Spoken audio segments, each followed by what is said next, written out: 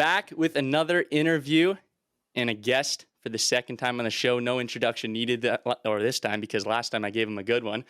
But back for the second time. This time, last time he mailed it in with the hat. This time he's got the Sportsnet look for us. Does that mean we're big time? What do you think, DK? I don't know, Kyle. I don't know how many comments you get on a day-to-day basis. We posted a couple clips of you last time when you were on the pod, and you took the hat off, and you're like, "Oh, sorry, boys," and the hair was still just perfect. And all my boys text like, "Does this guy just roll out of bed, just perfect hair still? Like, has he got glue in there?" Like, everyone's like, "What's the secret with this guy?" Like, we don't get it. Yeah, well, that's not the case. Trust me. And great to be on with you boys again. Thank you for having me. So yeah, I felt bad about last time. Well, here's the thing. Like, it takes. I've managed to be a little more efficient in making it all come together over the years, but still, it does take a bit of time. So out of my own laziness, when I do just some of the interviews from home, it's nice to just take a more casual type of feel too. That was the only thing. It was in no way a reflection of how I view it appearing on this podcast. I'm thrilled to be on with you guys. So, but I figured after you guys gave me a hard time last time, I would try to put it together here this afternoon. We're just messing with you, Kyle. I was wondering, maybe years down the line from now, how crazy it would be if you just showed up with a completely different haircut. Like, imagine you hopped on opening day with a haircut like DK's right there. What would that do? Yeah, I don't know. I'm not opposed to it. I mean, the problem is it takes a while to get flow that good, and not everybody can pull it off as well as you can, DK. So I've thought about mixing it up a little bit, but I guess you only want to push it too far before someone in the executive suite sends an email or even worse, a phone call and reads you the riot act. So I got to make sure not to push it too far.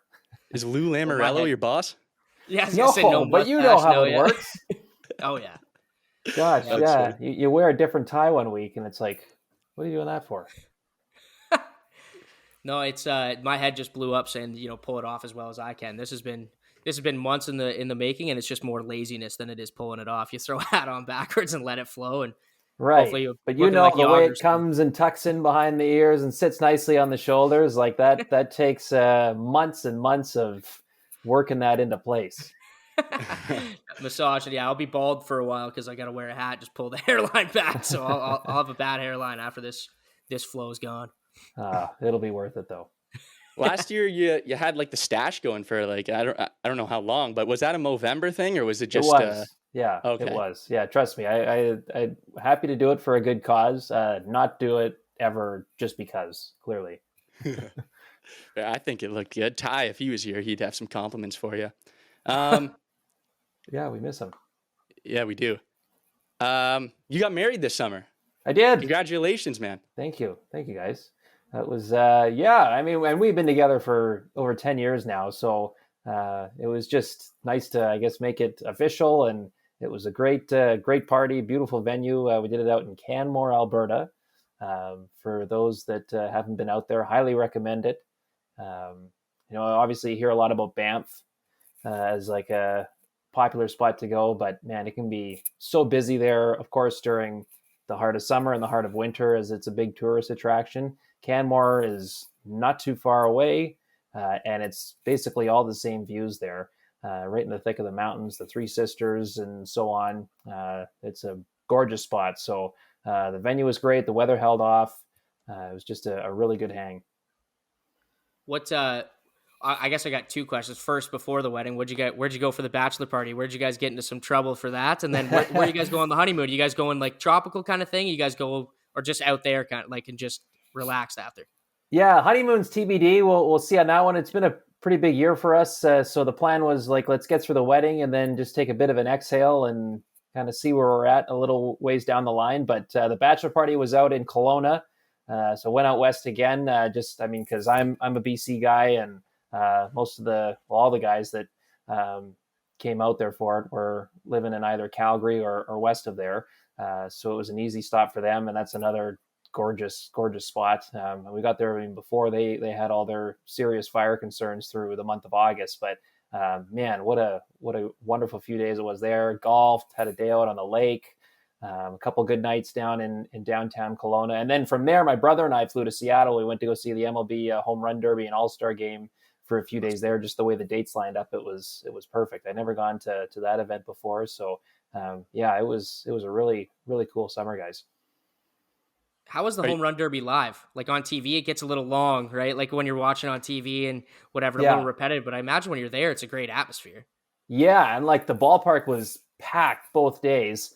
So the Derby I found, because we were sitting along the first base side, and so we're kind of watching it like this. And if you remember when they first went to the format that they're doing now, where it's kind of bracket style, I believe when they first went to it, the rule was like you couldn't ask for the next pitch until your previous ball landed wherever, whether it was out of the yard or somewhere in the outfield.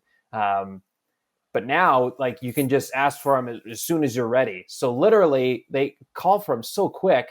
Like, you watch one go, and kind of at its apex, you had to kind of make a judgment in your mind going, okay, that's gone, or nope, that's staying in the yard. And then you had to turn back to the plate again because another pitch was coming. So it happened really, really quick. The highlight, though, I felt was Adley Rutschman. It was great to see Vladdy win it, of course, because for us growing up out on the West Coast, like that was where we went to go see the Blue Jays play as kids growing up, was when they came through Seattle.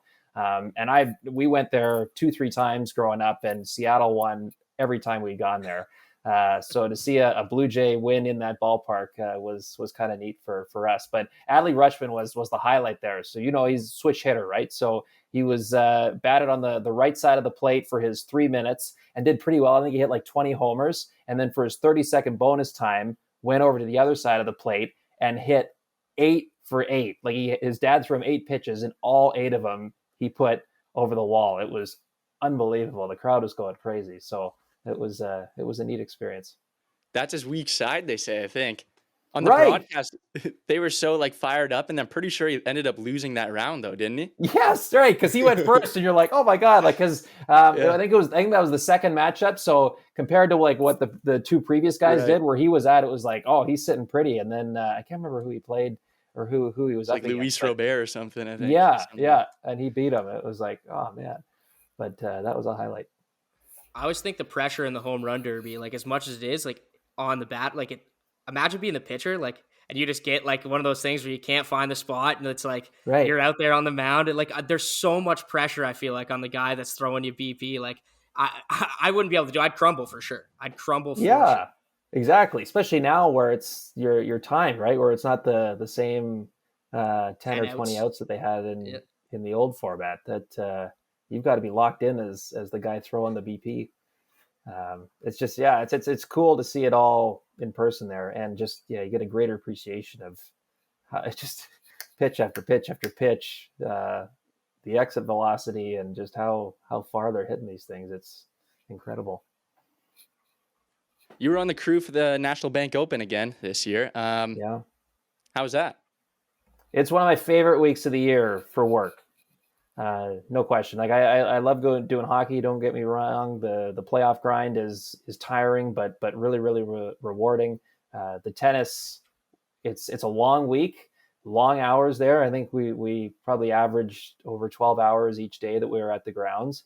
But man, like just the stuff you get to see up close and in person, it's so special. The athleticism and again, like the power that they're able to generate, the different things they're able to do.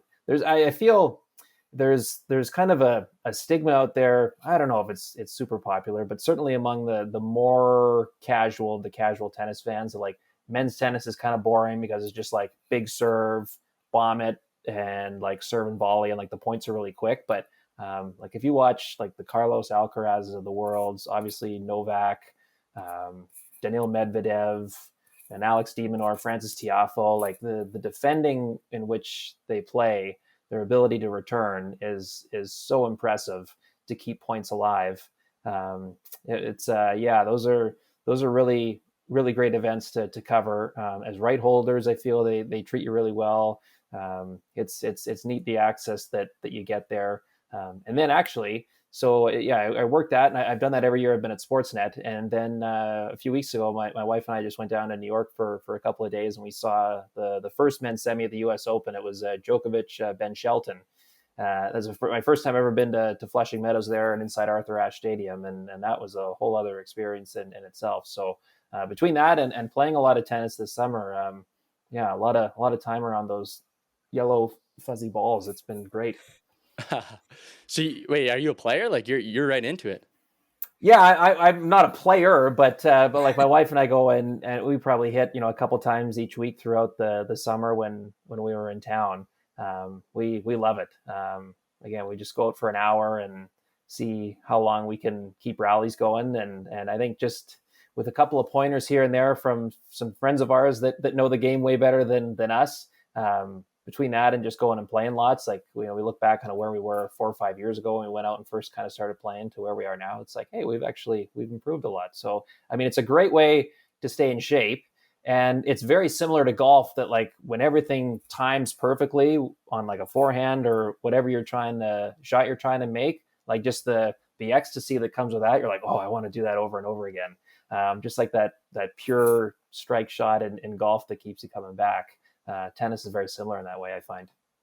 Well, and I imagine it's like that for viewing as well, too, right? Like people who are like, oh, tennis is boring, it's this and that. Well, like, I mean, I'm a golfer, like, and watching golf is boring as hell, too, right? Like it's there's no difference. Yeah. But when I watch tennis, like I find, especially when you get the top guys, yeah, like the return game is like, it's so impressive to watch, man. Like guys are running, stretching out, and like even just whenever I try to do like a desperation shot at tennis, ball's going outside of the fence, right? And these guys are keeping it in or whatever. But is tennis similar to golf in that sense, where you're like, your serves are on today, but I can't hit a forehand or I can't hit a back. Right. Like, like golf, you could never put it together. I'm driving, but I can't putt today. Is tennis Right. like that too? Exactly. I think so. I think you see it just throughout the matches where, yeah, if a guy's first serve is off, well, are you doing enough with your second serve to still dictate points? Or are you returning well enough that you're able to give yourself an opportunity to break and get yourself in the driver's seat of a set? It's very similar. That like it's very rare where like everything is clicking all at once, unless you're a Novak Djokovic. So you're always finding the adjustments. And I mean, golf, you're playing against yourself. Tennis, you got to worry about the stuff that the guy on the other side or the woman on the other side of the net is throwing back at you too. So and similar. I mean, now I know there's more rules with tennis. They've relaxed kind of the ability to talk to coaches at changeovers and stuff. But in a lot of ways, like you're by yourself out there. Like there's no teammate to come pick you up. There's no one you can head off and change for and have a rest. Like you're there and you've got to find answers. And if you don't, then your week's probably not as long as you would like. It's amazing. Like you watch again, just the level of athleticism that they perform at, and to think that that's effectively every week for these men and women on tour. I don't understand how they do it. Also, how they slide on hard court like they're on clay or grass. Makes no sense. I just like my ankles hurt watching it, and just like it's so smooth though. Yeah, so much of it doesn't make sense, but I can't get enough of it. How is Alcaraz? I saw, like, you mentioned sliding right there. I saw him. I watched the semifinal with him, and I forget the American guy's name, but Alcaraz lost, but he slid like a ton of times. It felt like almost just reaching for stuff. But what's he like kind of live? Because he kind of taken the tennis world by storm. Yeah, he has. He's electric, man. It's amazing how quickly already within, really a year and a half, probably this meteoric rise that he's moved the needle. Like, I mean, I remember when I first started, working the National Bank Open, Rogers Cup back then, when it was still regular that a Roger or a Rafa would be at those tournaments, and there was a buzz around them. And certainly, they would start later in the week. Obviously they would play, prefer to play the night session. And it was pretty full on center court when their matches came around. And I think it's part and parcel because just the way Alcaraz plays, and obviously in Canada with the popularity of the sport over the last 10 years in general, But like center court in Toronto was sold out like from Wednesday on when Alcaraz began his week, and just the crowds around him at the practice courts. That's the other thing that's really cool. If you go to a tennis event, the way a lot of places construct their grounds, Toronto and Montreal being two of them, the ability as a fan to access and watch players practice, sometimes that's as captivating as the matches themselves. So the flair with which he plays with, and I'm no expert in the game, but talking to people that are, the one comment you hear often is just he's a guy that, tries things, and it's not even like trying things that it's like, well, maybe this will work, but he tries things that I think a lot of players wouldn't even think to try, and he's doing it with the mindset of like, I can make a play here, and it's as opposed to like a hope/desperation, maybe like just natural athletic ability, maybe I can make something happen here. Like there's a plan behind all of it. He's just at a different level in that sense, and so yeah, it was a really great showing in Toronto. Obviously, he went on the quarters of the Friday night against Tommy Paul, who was playing and serving out of his mind that night. But there was still at one point in the second set, I think, when Alcaraz hit a tweener winner down the line, and the place went bananas. I was standing at the top of the 100 level when it happened and couldn't believe what I had seen. So it's stuff like that I think why there's such a love affair already with the guy, and you win Wimbledon, and people don't forget your name. Yeah, no doubt. That tweener was insanity. Go ahead, Yeah, BK. it was. Well, just like, and part of it too is like it's the same thing in golf with the crowds. I feel like in tennis now and the way they follow, like where like golf and tennis was always like, oh, it's a gentleman's club. If you go there, you got to do the low clap, and you don't want to get into it. But then like now, like you see like even like Felix, like you remember that clip of him this year just screaming at the fans like this, like just yelling at guys, and like the fans are giving it back, and the way Kyrgios does it too. Like it just feel like it's more relaxed and more of like that kind of, I don't know, sports have brought on like a party atmosphere almost like nowadays in the crowds, right? And it's more entertaining. Yeah, I think there still is certainly an eliteness to tennis, particularly. I haven't spent a lot of time around like professional golf events. I've been to one in total in my life, but tennis, I think there still is that vibe. But yeah, you're right. And I'll just go back to being at Flushing Meadows a few weeks ago. That crowd on Ash is among the most rabid, I think, on the whole tennis circuit outside of Davis Cup events. So I think it generates more interest when you think, hey, like it's a good place to go and have fun. You see the amount of star power, the different notable names in sports or in pop culture that want to come out and watch the best players in the world. So naturally, that creates more interest. It transcends the sport of tennis itself. I think it's got a good thing going right now. Like Alcaraz is a huge meal ticket for the sport in general, as we're kind of saying bye to the Big Four era. I know Novak still seems like he's got a number of years left yet where he'll be chasing down slams. But as we embark and move away from the Roger Rafa years, it feels like the sport is still in good hands with some young talent that can bring the crowd to its feet. It seemed like the storyline of the first half of the NBO was kind of the return performance of Raonic, like especially on home soil. Like, what was that like? Really cool. And so I spend most of the week over on the National Bank Court, which I guess used to be called Grandstand in Toronto, but like the B Court there. So a lot of the stuff on center, I would catch a little bit here and there, but it was just great to see. Because he spent like 2 years effectively away and trying to get healthy again, and this is someone who, at his peak when healthy, was a top 5 player in the world, but that was always the issue, was staying healthy for a long enough run where you thought he could have a legitimate chance at winning a slam. He did get to the Wimbledon final in 2016, but it felt like his body was constantly breaking down on him. So knowing all of that, knowing the fact that he loved and always answered the call for Canada, a Davis Cup and trying to play in his home event whenever he could, whenever his body allowed. It was a great moment for him to win a couple of matches. And then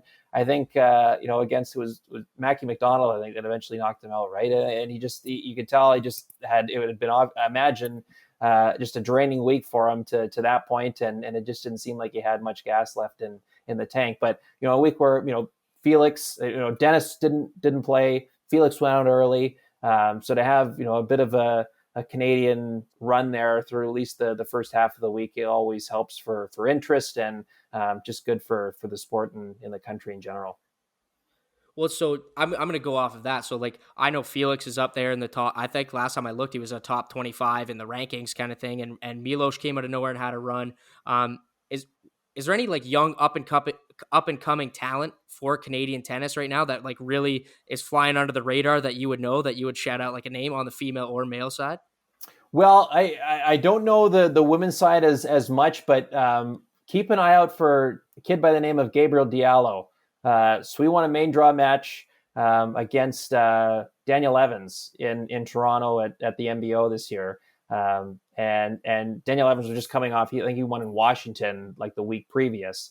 Now the schedule makers didn't do him any favors. It was a pretty tight turnaround from like winning a tournament to like playing your first round in the next city at the next event. But still, the kid was full value. Like he is very long, big serve, moves pretty well for a kid his size. And he's kind of, taken a bit of a bigger leap here over the last year. Like I think he was ranked at the time of the tournament a year ago, somewhere in the 250s, I want to say. Playing majorly on challengers even this year. So the win in Toronto was like his first ATP main draw victory. And for it to come at a Masters event is pretty damn cool, and in Canada of all places. So he had some tools there, and I thought, felt he looked really composed in certain, the bigger points. He had drawn a pretty good crowd around him. I imagine one of the biggest crowds he had ever played in front of. So you can only imagine just the pressure and the thoughts that be going through your mind when you feel yourself getting closer and closer to match point. But he did a good job closing out, and it just a lot of things that I saw there. I went, okay, I'm curious. And then I think just within this last week of the Davis Cup qualifiers, he had some good results there too. So he's starting to, his name's popping up more and more. And I'm curious to see kind of over the next couple of years how far he can push things. Unreal. We'll keep an eye out. To name it, we got the full scouting report from Kyle. Let's go to hockey. It's the busy time of the year coming up for you. Have you been like kind of keeping up on the prospect showcase recently? A little bit. Yeah. Usually kind of these next few weeks, for me, it's kind of reminding myself of kind of what went on in the off season for teams like Toronto and, obviously Ottawa, given that's where I live, and Montreal as well. And watch a little bit in terms of just keep an eye on what's going on at the different rookie tournaments that go on. I did see Connor Bedard's hat trick, Fantilli's hat trick as well. And on the Toronto front and Ottawa, bits and pieces here and there. But generally for me, just because of where those teams are at in terms of what their goals are for the year, I mean, more of my focus is kind of towards main camp and what the big squad is ultimately going to look like. Yeah, it's been nice as a Leafs fan to not have to really worry about like the prospect tournament, because for so many years it's like we had to worry about the prospect tournament because that's all we had to look forward to because they were guys coming up, right? But going with that, I know last time we were on here, like because of the way you cover teams, like you always like you don't have an allegiance with a team, kind of like unbiased reporting. But you got any NHL predictions for this year? Like even just a bold prediction where like whether it's the Senators, I know he's not saying they're going to make the playoffs or he's not going to commit to it, but you think that they're going to be better than people think, or the Leafs, or like, you got any type of bold prediction for the NHL season this year? You know what? Quite honestly, guys, and I'm not trying to cop out of the question at all. Like it's tough for me to like, you see it all the time, and I understand why the conversations happen, but like to sit here in September and go, well, who's going to make the playoffs? And well, which of the 16 teams are going to drop out? It's like, well, how do you really know? Like players, today was the first day they were actually on the ice. Like, so until you start to see teams as they've come together and have a sense of where they're at, who's healthy, where do the injuries start to play a factor in certain situations, you really don't know. Like it's all just anecdotal. So I will say, if I don't know if this is a bold prediction, but I feel, as tough as it is losing, Patrice Bergeron and David Krejci in one off season, I think the Bruins will be a playoff team. I just feel, I know, where they are now. Their team is different from where they were 2 years ago, different from where they were 5 years ago. Some key names have left over that time, but I've really found just being around that organization a decent amount over my time working for Sportsnet and covering playoff series in Boston and the run to the Cup final in 2019. They just seem like they've got things under control. And the one line I think Elliot Friedman has used, that the reputation is the Bruins always figure it out, and I really do believe that just with my time around them. So I don't believe they're going to be breaking the record they set last year in terms of regular season success, but I think they're a team that is going to be in the playoffs once again, despite taking a pretty significant hint in their culture and leadership and their captain and obviously their depth down the middle. I think they're going to figure a way to get in despite all of that. Fair. I mean, they got some superstars like up front. Like they're still like a really good looking team to me. It's just like, it seems like obviously you want that number one center is right. Almost like the centerpiece of a team, right? And who's going to be the Charlie Coyle going to be that guy, right? But otherwise, like they were the best like D-core in the league, in my opinion, last year. Right. Good goalie tandem. Yep. Goal and Allmark, I think, won the Vezina, right? Yeah, and I'm curious to see how he bounces back this year after the way things unraveled against Florida in the first round. But as I say, I believe that team there is going to figure it out. No doubt. Well, I'm happy you gave us something for sure, because I would have called cop out if you just said no. I just I knew. Again, after the last appearance, I got ripped for wearing a hat. I'm thinking, okay, I can't take the easy way out anywhere here. What about this? I'll give you a good one. How about player predictions and assuming he plays healthy the entire season. Mm-hmm. Over under 35 goals for Connor Bedard. Over. I think I always take the over. Yeah. Wow. I mean, I know it's like, well, he doesn't have his, a great selection of weapons to play with. I understand that. I still think, Taylor Hall is a more than capable player, assuming they'll get a lot of time together. But man, like just watching the way that kid shoots it, like I think he'll find space for himself. Maybe I'm sure there's an adjustment. I know, and it's easy to get excited to watch a kid rip up, the WHL and the World Juniors. It's a completely different world than the NHL. I know that, but there's something about that kid's vision, the way the puck finds him, and his release is something. One thing I'm curious about. So I heard last year, that guy used like a 67 flex for his stick. And for those that grew up playing hockey, you remember like being peewee age using a 67 flex. So I wonder if he stays with that or if he goes for something a little stiffer, just because of, how do you win a battle in the corner against NHL caliber defenders? Do you think we'll just be like bending all over the place? It'll be like a wet noodle. But anyway, that's when I heard that, I'm like, that's unbelievable. But it makes sense when you look at the torque he's able to generate and the whip on his shot. But I wonder if there's any adjustment there. Well, there probably will be. I love Phil Kessel. This isn't a shot at him, but he could use a 67 flex because he's not going in the corners and grabbing a puck anyways his whole career, right? But I don't think Bedard is like that. Have you seen him play live as well, Kyle Bedard? Oh, have I seen him play live? Actually, I don't know if I have. So I haven't covered World Juniors in a number of years, so I missed him there. Sorry, yes, I did actually. Yeah, I was in town in Calgary around this time last year. It was right at the beginning of October, and they had come through. Regina came through and played the Hitmen on a Sunday afternoon. It was obviously early in the season, and I saw him then. You could tell they were a tired group. Like it was the end of a 3-3 for Regina that weekend, but still it was neat to see him live. So yes, I have seen him the one time. Yeah, he's a guy that even just you have to go and see him. I feel like if he comes through, where I'm at, I'm just beside the Detroit border. So like as soon as Chicago comes into Detroit, like I want to go see him. And that's saying something for me too, right? Like as just a diehard Leafs fan, I'm going to go watch Chicago, Detroit, like just to go watch him.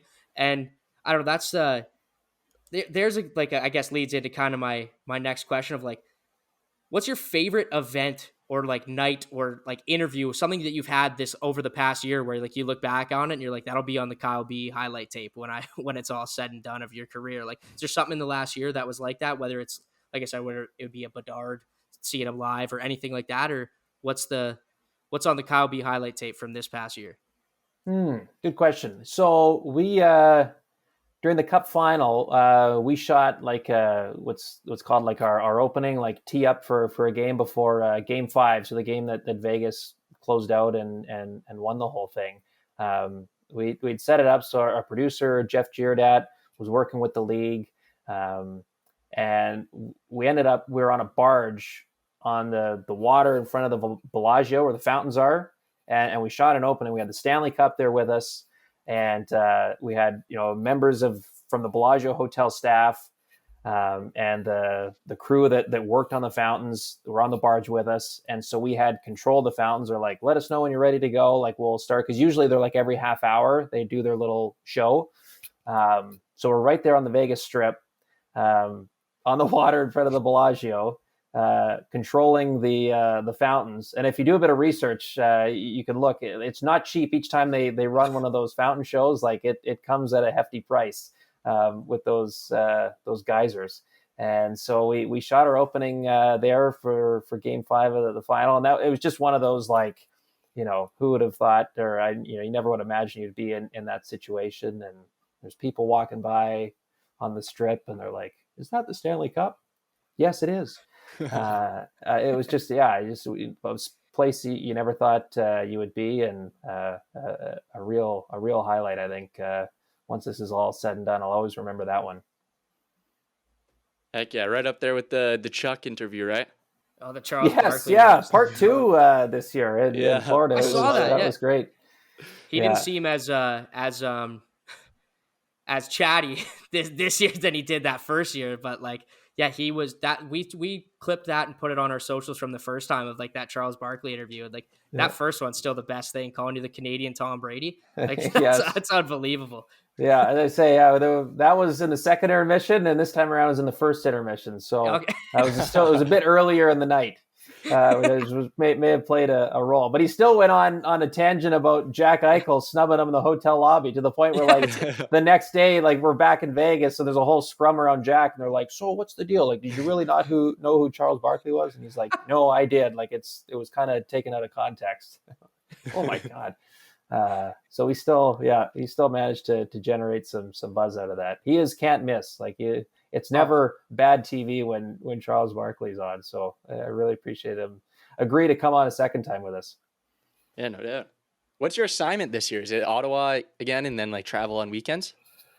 We haven't seen a schedule yet, to be totally honest, guys. I haven't heard anything different, so I'm kind of preparing that way. But we can be very month to month in this business, which is okay. It's still thankful for doing what we're doing, and so we'll see. I mean, there's a chance maybe go over for those games in Sweden in November. I think there's going to be an opportunity to work some of the bigger events throughout the season. We'll see which ones they end up being, but still TBD on in terms of the week to week. But as the last few years or if there are any indication, then I'll be spending lots of time around the Leafs on Saturdays, and here in Ottawa during the week, and a few other trips in between that. So it'll be another busy year, I hope, and can't wait to get going. I have to ask this just out of respect for Ty, so he has something to look forward to. What's your thoughts on the Jake Sanderson contract? You get to see him play a lot, obviously, and some people say it's a crazy overpay for a guy that's only played 1 year, and then a lot of the Sens fans are like super pumped. So what are your thoughts? I think the kid's a stud, honestly, and here's what I think he ended up finishing 6th in Calder Trophy voting last year. I believe I had him 2nd on my ballot, and so obviously I had Beniers 1. And I think it was him 2 and then Owen Power 3. And I really wrestled with, do I put Power first or Sanderson? And of course, like the thought goes through my mind of like, well, am I only leaning Sanderson because I live in Ottawa and I see him more often? Is there like that natural bias there?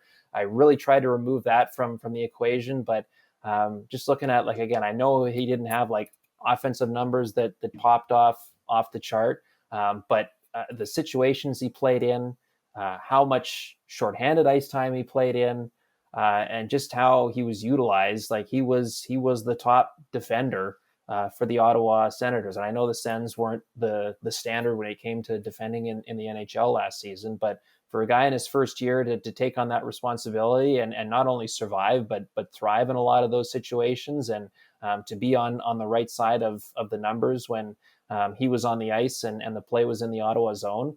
That's ultimately why I gave him the edge over Owen Power, who I think is a wonderful player too. So we'll see. Like, it seemed like, last year was a lot about establishing himself in the NHL, establishing himself as a good defender. Now I wonder, how much they let him and put him in situations to succeed offensively. Like, I think he's got the mind and the skill to do it. I think he's a hell of a player that looks after himself, that is serious about being great, is serious about winning. So I not to bring up Elliot Friedman any more than I have to, but he has the line that, if you have a young player that you believe is a cornerstone piece, that, sign him for as long as you possibly can, because the price rarely goes down. And I think it's the case here. I mean, you look at just within the organization, Tim Stutz was a guy where a year ago he signed for 8 years, and it was like, whoa, that's a lot of money to give this guy, who just had 2 years under his belt, one of which was a 56 game season.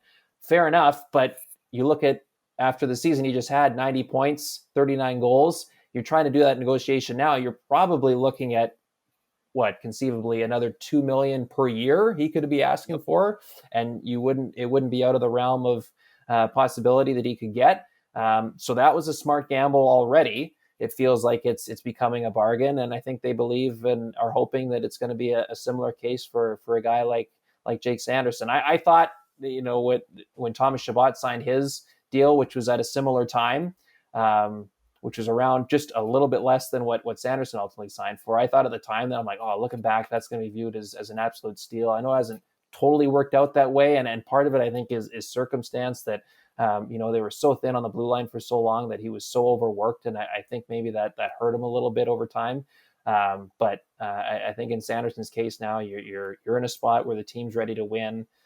You've got some decent depth around you when it comes to the rest of the blue line. I understand the concern of only 77 games and just how unprecedented it is. But I'm it's not my money, but I'd be willing to bet on that kid. Well, and I hate to say it too, because like it's the Senators, but and I'm not a hockey scout by any means, but I went to Detroit in Mo Sider's rookie year, and it was like, it came out and it's like just how smooth like he played, like it was just like unbelievable. So then we went to that Ottawa game last year, and I had to look at our podcast and be like, Jake Sanderson's that guy too. Like, he was so smooth out there and just looked like he belonged. It's like, how many games did he play? Oh, this is his 40th. Like, God, like he's gonna be good, right? Like, and on those guys, I'm right with you with Chabot, because going in, I'm like, Chabot's so good. He's definitely not like the number one defenseman, and our guy's like, no, Sanderson is. And watching him for one game, it's like, he had the same thing as that Mo Sider, where you're like, this is gonna be like a cornerstone of a franchise, and it's just good to watch. It's good to see. Yeah, he was their best defenseman last year. It's amazing already 1 year in, but that's what he became. And I'll give the organization credit, because I think they've been guilty in the past of maybe overselling, overhyping some of their prospects coming in. But I mean, they were very conservative when it came to Jake Sanderson. They gave him the extra year at North Dakota, and they said, look, we believe we have a good player here, but the important thing is we just want him to get in, get comfortable, make sure he can play at this level. And then you watch how quickly he figured it all out. It was like, oh yeah, you can see why. Because remember the debate at the time, like, do you like Jamie Drysdale still, like, are you taking him over Jamie Drysdale? And so you think about, I know it's been discussed a lot, but Stützle 3, Sanderson 5, that draft has potentially changed their franchise forever. Unreal. Oh, absolutely. And speaking of franchises that have changed forever, I have to ask you about this. I don't know how much you could comment on it. You've covered Toronto, have done a lot of interviews with Mike Babcock. Mm-hmm. Then you hear what happened out in Columbus. Yeah. And I just want to know like your take on it, because at first I thought it was like, oh, if he's just getting asked for pictures of the family, that's not that weird. But then obviously with him resigning, there was some more going on. Like, what's your take on the Babcock thing? Like, should they have not signed him right off the rip, or is this just like what he does? Yeah, it's an interesting lesson going forward when it comes to, if an organization is going to give someone that has a bit of a checkered past, that comes with some baggage, a second chance. And I'm all for second chances. It's funny, like, and you heard even in Toronto that, that Babcock was a bit of a grinder, that, certainly there's a shelf life to, how he goes about things with players, and they can get tired of his spin. And I worked with Jason York for a few years with Sportsnet, and he was in Anaheim when Babcock first came in as coach of the Ducks in 2002. Didn't have some great things to say about him then. But, on the media side, like, he was always very good to me. Like, especially, when I first started working Leaf games, I was, quite a bit younger. I was incredibly nervous, incredibly intimidated. But he could have been an asshole to me, going like, why am I wasting my time talking to this kid? But he was incredibly good to me. So in terms of my interactions with him, I never had a problem with him. But when you see, what happened in Columbus, and of course I don't know the full story, but just reading a little bit more about it, and I read a piece on our website about just what gone on, that something happened away from team facilities where he had someone's phone for several minutes. Like, you can't do that. You can't do that. That's just weird. No. Yeah, it's just weird. Like, So and there's really not much more to say than that. Like, I mean, we know in this day and age how valuable and how personal someone's phone can be. Certainly when it comes to the photos they have on there, good, bad, or indifferent.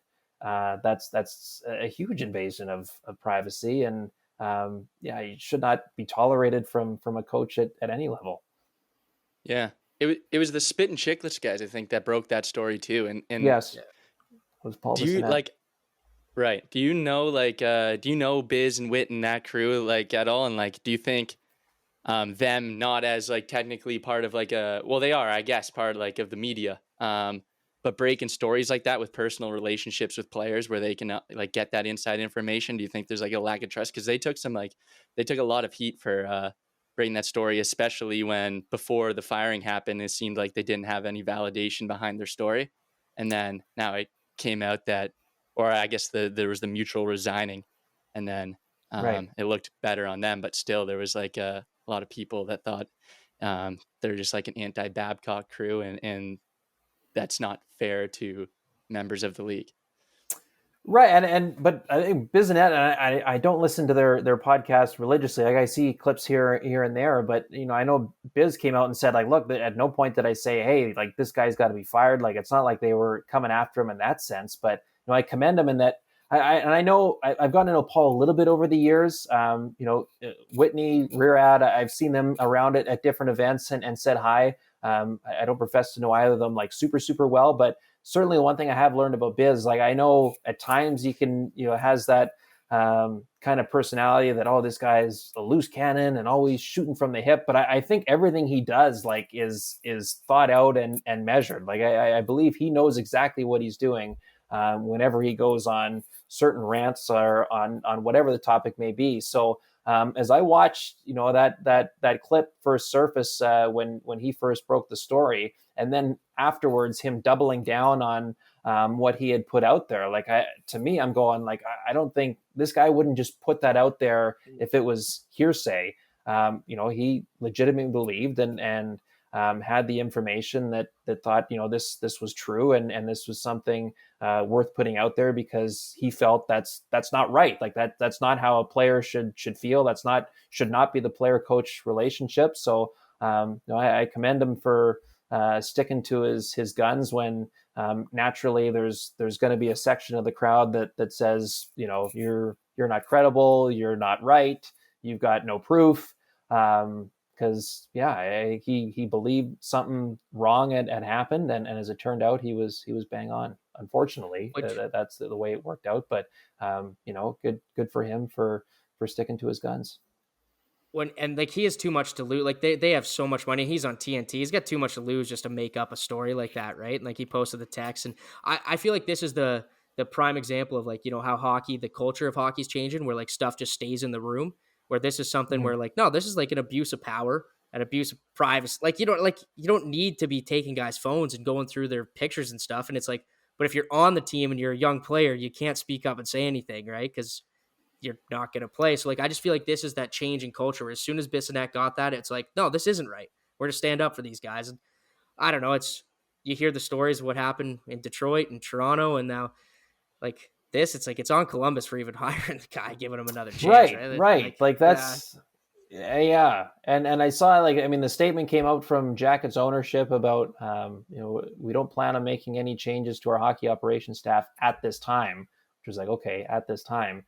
So you wonder, you know, what that means in terms of a ticking clock. But absolutely. I mean, and again, you go back to the press conference when he was first hired, and Jarmo Kekalainen went on and on about just the due diligence that he did, and all the work that went on behind the scenes to make sure that this was the right person for the job, all the conversations that he had. And you wonder, you know, what that ecosystem, that group of contacts looked like. Because again, you don't have to go far for to find, you know, former players that played for him that had real issues. And you know, I'm not a big fan of, you know, that type of behavior of just, you know, always trying to dunk on someone every chance you get. But you know, clearly there were some issues in the past with those that played for him.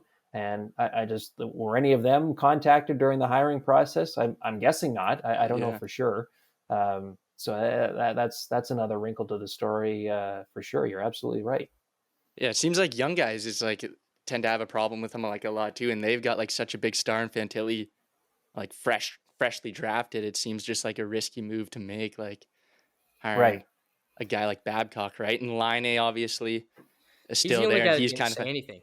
Right. But clearly they felt there was a pressure to win like this season, right? And I think that was probably the motivation behind bringing him in, because they thought, okay, this guy, even if it's for a short-term thing that could push the right buttons. And, you know, there was talk about, you know, maybe there had been kind of a more relaxed type culture there the last few years after John Tortorella left the organization, and they were trying to rein all of that back in, and felt he was the right guy for it.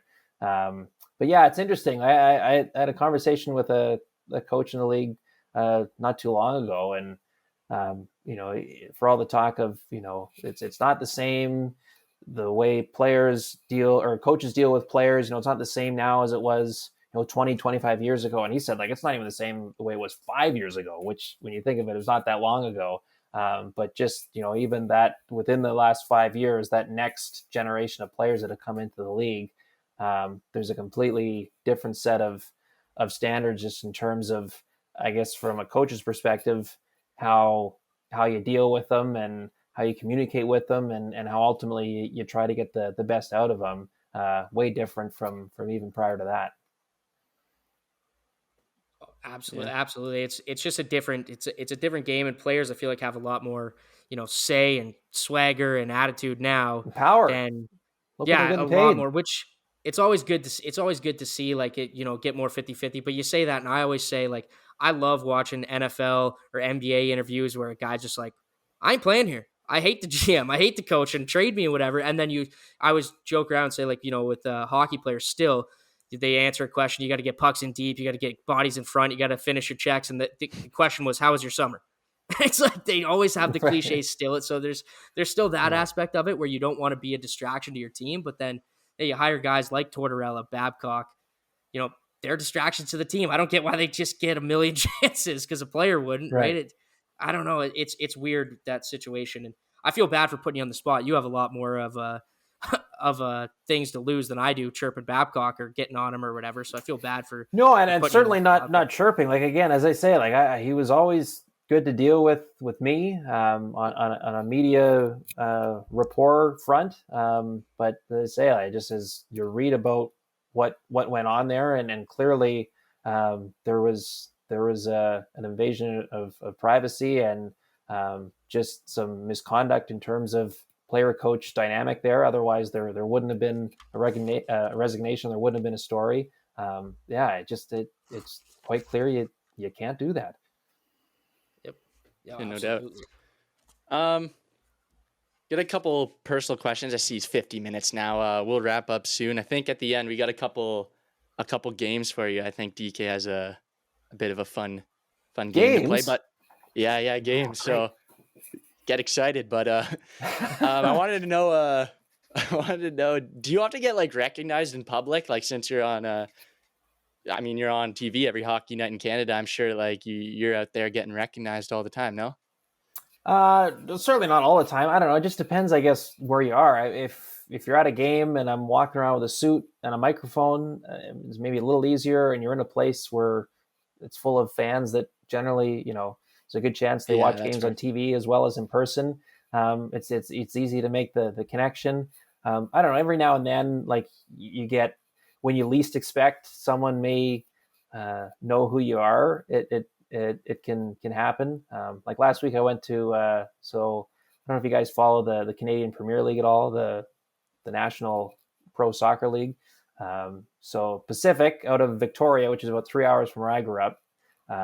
So I try to just follow them and stuff anyway. So they came through Ottawa last Wednesday. And so I dragged my wife down to the game to go watch and cheer our boys on. And so I don't know, there I've got my jersey on. I had my backwards hat on.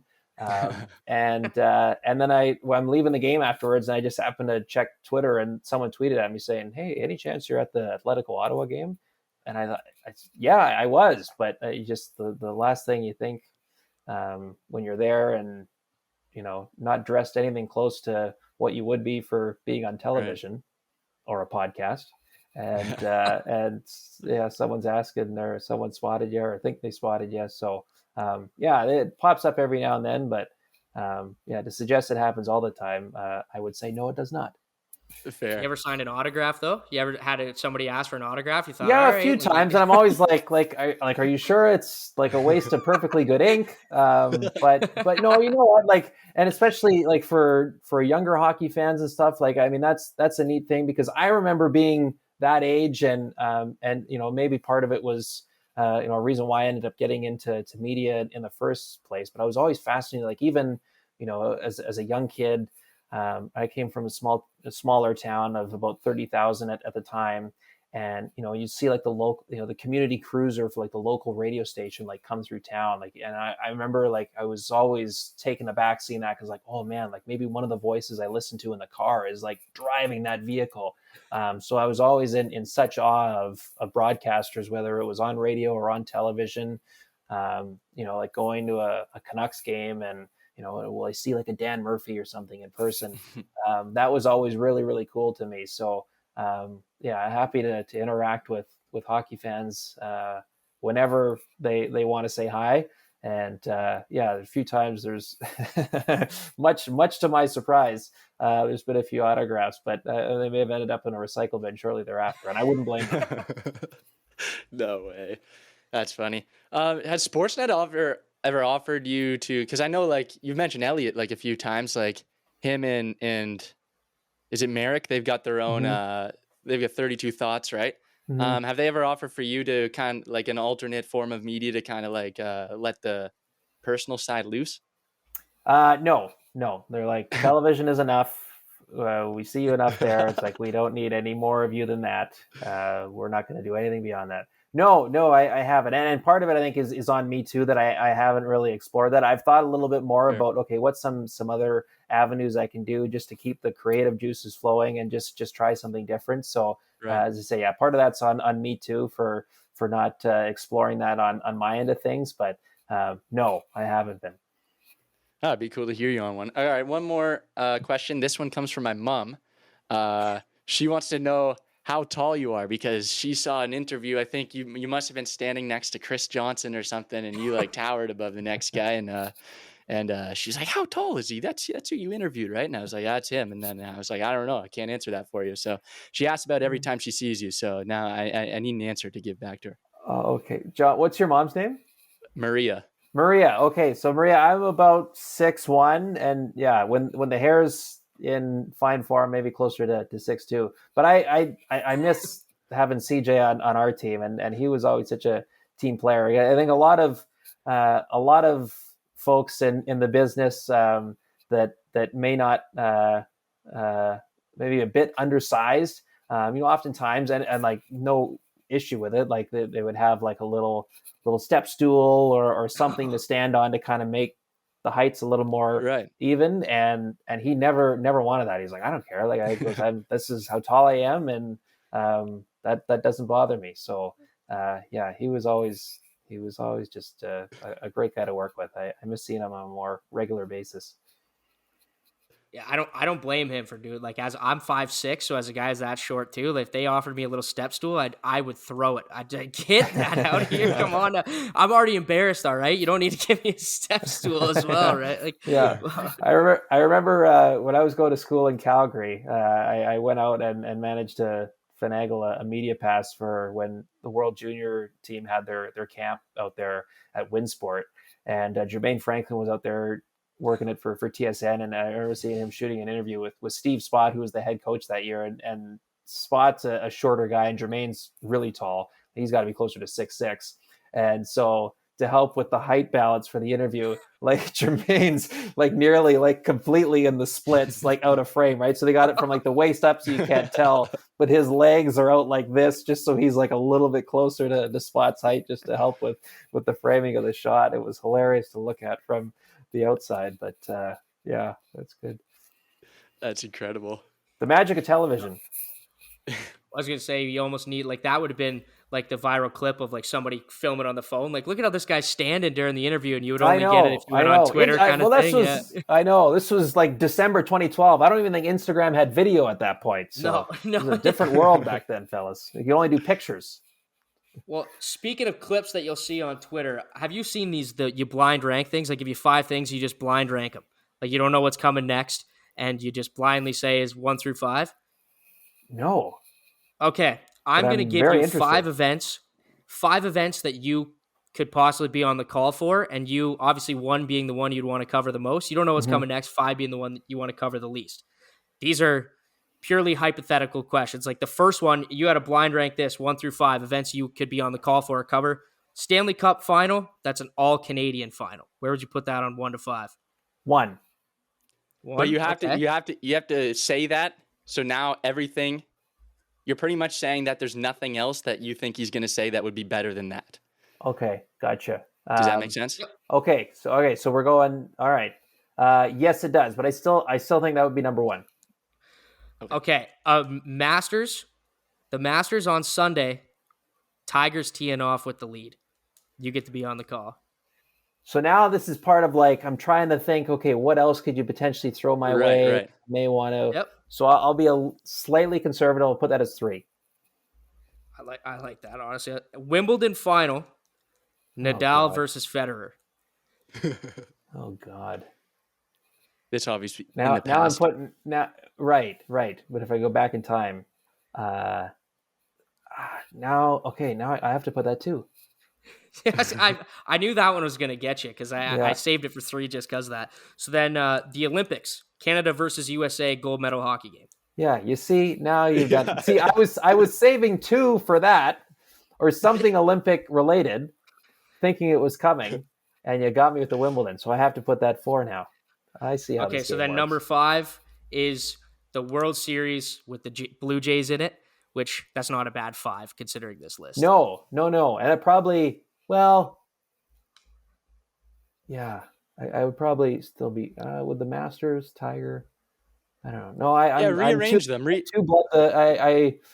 So yeah, do I have a chance to do like my? Oh yeah. Now. Yeah. Skiing ranking. Exactly. Yep. Okay. So I'll still put the all Canadian. Actually, no, maybe Canada U.S. Olympic gold medal final be 1, all Canadian Cup final 2, Wimbledon 3, Jays 4, Masters 5. Yep. That's a good list. I would have it I'd have Wimbledon at 5 just because I'm a casual tennis guy, but that's a good list. That's a good list. And Right, like you're I gave splitting you hairs. 5 Those great are options, right? 5 Yeah, that's what I was incredible. gonna say. Yeah. Right, like I thought you were gonna throw like I don't know something shitty in there, like Minnesota, I Florida couldn't. on a Tuesday night in February. Yeah, I should have done that. Yeah. I should have done that to you and left Not it that that's like shitty, yeah. but I mean compared to the others. Oh yeah, it is. Oh yeah, it is compared to the others. Yeah. That's funny. All right, how That's about a fun this? game. It is, isn't it? How about this one? Last time, I remember you were talking about the TikToks. Obviously, there was that clip of you in Colorado singing All the Small Things. Oh, yeah. You said you're a big punk music guy, or pop punk, maybe, early 2000s, late That's 90s, right. We talked about that. Yes. Right. I want to play like a little song trivia game. Oh, like a So- name that tune? Yeah, but you're going to play against Dylan. Oh shoot. So we can either do it. First 1 to 2, just going back and forth kind of thing. No, we'll go, first 1 to 3, but I haven't written down a list of songs here, so I'm kind of like choosing on the fly, but I'm going to try to make it, I'll make it easy for the first one and then see how that goes, but We don't have buzzers. How do we ring in? Well, no, So that's what I was We'll gonna just switch back and forth, and then you could steal. Like you could go first. On Oh, the I first song. see. I see. do you want to That's do fine. buzzers though? We got like the little hands thing. Do you see the little hands? Oh. Under there, you can like raise your hand, and I can see yes. which one goes first. You just Oh, okay. you just keep your mouse there and then click the thing, I and like then it. we'll We'll do just like we'll first. just switch. We'll switch back and forth, and if I don't know it, you have a chance to steal it, get a Okay. point. First one. To I like Okay. it. Family Feud styles. Exactly. All right. You only get 1 strike though. Yeah. All right. Let me figure out volumes here. I apologize if it's going to be too loud.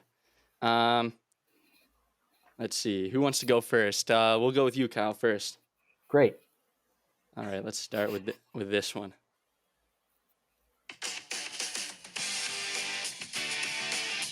Okay. You got it? Yeah. Third Eye Blind, semi-charmed kind of life. Or semi-charmed Semi-charmed life. life? Yeah. Third Eye Blind. All right. He's on the board. One. Should we go? He's gonna murder me. He's going to murder me, and this is. I could sing every like word to that, and I wouldn't have known like like who it was or what the Oh, song really? name was. Like, Okay. yeah, I'm horrible with that stuff, man. I'm more of a. I know the song. You're more know of a the sing the words, don't song know than the name name, it? But, yep. That's okay too. DK, here you go, buddy. Do you have the time? Oh, this is Green Day.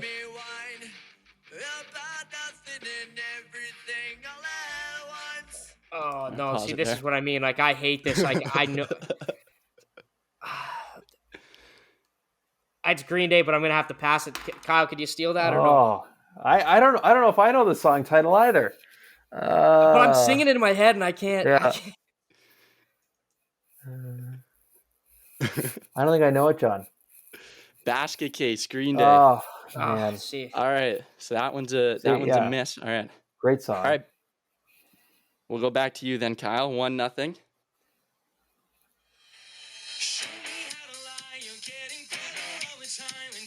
Okay. So it's The Offspring, and well, yeah. Is it You're Gonna Go Far Kid or Gonna Go Far Yeah. Kid? Yep. Yeah. There you go. Maybe I'm giving Kyle the easy one. I thought Basket Case was No. easier than that one. It probably was. It should have been, but I just saw the Offspring live like not too long ago, and it was How one of were the only they? songs I knew. They were good. Simple Plan opened up for the Offspring, and Simple Oh. Plan was a lot better. I found. Really, eh? But the bangers that the Offspring had, like You're Gonna Go Far Kid, and then Why Don't You Get a Job, like just Yeah.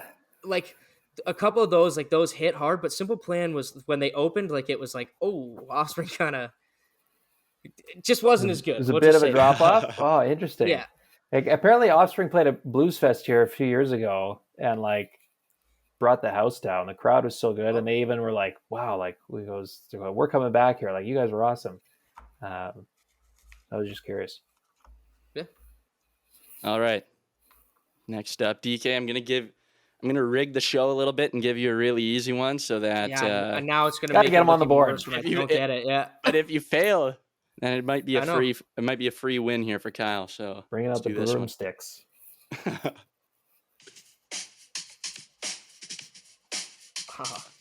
Is this I Miss You, Blink-182? Yeah, right off the bat. Okay. All right, All on the right, board. all right. I had to get.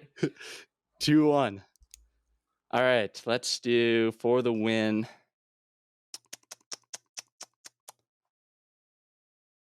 Oh, here comes a good one, I think. That's gonna be too easy. That's a free win. No, you got What to do I give do? it to him. You just gave me that one. I mean, you got to give it to But him. okay, all right. You're gonna see why it's a free win when I say it. All right.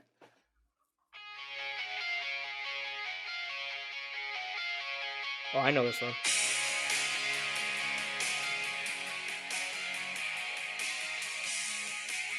Oh. I'll let the words get into it.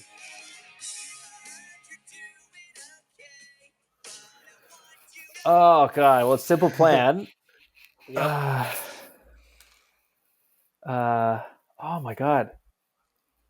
I can't think of the title. I'm Addicted to You? Yeah. Addicted. Yeah. Or is it Addicted? There you Okay. go. Yeah, you got you it. got All it. Yeah, right. you got it. Oh, jeez. That was Kinda got close. it. DK had the steal already. That would have been. You Sent psyched it me to out because you're like, overtime. this is a layup. And I'm like, Yeah, "Oh, well, it's what?" because we just mentioned Simple Plan. Yes, so. yeah. So that I got fairly early on, and then I'm going, what's the song title? I'd say that's my band too. Any Simple Plan. That was used to. I growing up as a kid, just loving Simple Plan. That I had that ready to go. And the fact they did the theme song for the What's New Scooby-Doo TV show, Yeah. like they did not have to go that hard for it, but like they put Yeah. everything into that theme. Like it was when that came on Teletoon, it was like you were dialed in. Yeah. Oh yeah. 100%. All right, thank you, Kyle. It's you got a win on the board, so you're 1-0. If you ever come back, we'll think of something new to do, or maybe we'll do this again and we'll give Dylan a DK will get redemption his shot. revenge. Yeah. yeah, exactly. Before you go though, here's a good one for maybe like somebody's listening that this could be useful to. What's one piece of advice that you'd offer to someone interested in a career in sports broadcasting? Well, I think try to acquire. It's funny. There's a balance between being able to be as versatile as you can, being comfortable in this space, doing television, doing radio, whatever may be called upon. But you also have to have like your sweet spot, like kind of what you're known for and your brand, so that when future employers potentially are going, well, what are they? And they can kind of picture what you at your best in your comfort zone, what that looks like. So I know it's a bit of a delicate line to walk, but that's one that I think you want to strive toward. And the one I say a lot of time is just be someone that is easy to work with. I've said in the past that certainly starting at Sportsnet as young as I did, getting some opportunities as early on as I did. Looking back, was I really ready for them? Probably not. But I worked my tail off to be as prepared as I could each time I went on the air. I wanted to be someone that got along with my colleagues, whether it was in a studio, on the road, wherever it may be. And so I think because of that, even though I was quite green in some cases, in some areas, the others were willing to work with me because they saw the effort and the care that I was bringing each time. So I think if you got that going with you, like people are a lot more willing to kind of work through the growing pains. Otherwise, if you have a crummy attitude, if you're someone that can't be relied on and trusted, then when the warts naturally come up as you're kind of working your way through things, I think they will become reasons for why you shouldn't be in that position, as opposed to reasons why we're like, okay, how can we help build this person up and help them push through that. That's what I found has been a critical piece for me as I've navigated the waters here over the last 10 years. Awesome. Thank you for that. That was incredible. No problem. DK, you got anything else? Oh, well, this will be the last one, Kyle. Sorry we ran you a little long here, but do you got any charities, any organizations that you work with that you want to give a shout out to, give a plug to, like anything like that? You know what? I mean, I've done some events with Cystic Fibrosis Canada, or I should say the home. I'm from Campbell River, BC, so like the Campbell River chapter of Cystic Fibrosis. So that's been a cause that's been close to me, just because it was a big charity, a big fundraiser, even when I was a kid growing up, and still very much is now, as they're continuing to look for a cure for that hellish disease. But I've within the last year here, my brother-in-law suffered a spinal cord injury on the job. We're almost coming up on the 1 year anniversary of that. And so certainly you learn a lot more about the injury, what all goes into, adapting to living with a spinal cord injury. And so he lives in Alberta. So, some of the like skits is a big part out there in Alberta. Craig Simpson is heavily involved there. He's been doing charity work with spinal cord injury research and treatment for a number of years, going back to his playing days with the Oilers. So it's just it's incredible how something like that, a tragic thing happens that touches our family, but now through Craig, he's been incredibly helpful through that. So those two things for me are something that near and dear to my heart, and I think it's important to continue to put money into for to hopefully one day find a cure for in one case of cystic fibrosis, and continuing to find different treatments and rehab and just better knowledge around stuff like spinal cord injuries to help those that suffer from it to still have some sort of quality of life on the other side, and to find a path to being a little more mobile and being able to have some kind of recovery down the line. Awesome. Thank you for sharing that, Kyle. And thank you Thank you again for asking, for coming guys. on. No problem. Thank you for coming on. Second time now, 2 summers in a row. So maybe we'll make it 3 next year. New friend of the show. Sounds good, Kyle guys. Bukauskas. Yes, yeah, and I wanted to bring this up here at the end for those that are watching. This was supposed to be taped a week ago, but I completely gapped and missed the original recording date. So, gentlemen, I thank you profusely for giving me a second chance to come back on again. I apologize again for missing the original date. No excuses on my part. My mind went blank and forgot it. But it was great to be on with you here for this time around.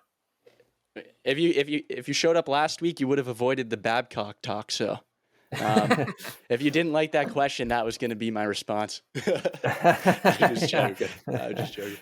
All right. Awesome. Thank you again, Kyle. Thanks, guys. Thank you.